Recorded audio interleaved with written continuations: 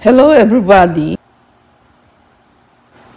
Ito ang unang naming halaman dito sa likod. Lanta pa yan nung bago kami lumipat kasi pumupunta rin kami dito sa bahay habang ginagawa. Ngayon maganda na siya, meron ng mga bulaklak.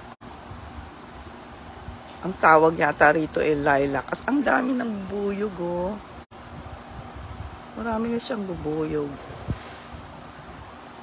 Dun sa isa naming bahay noon, ganito rin ang tinatanim nila. Siguro yung mga builder, ganito ang favorite nila na ilagay.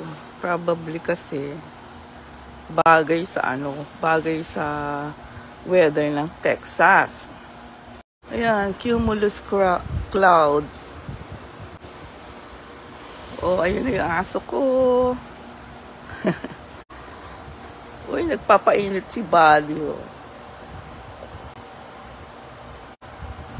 Having fun? Every morning, nagyayayayan dito sa labas. Thanks for watching!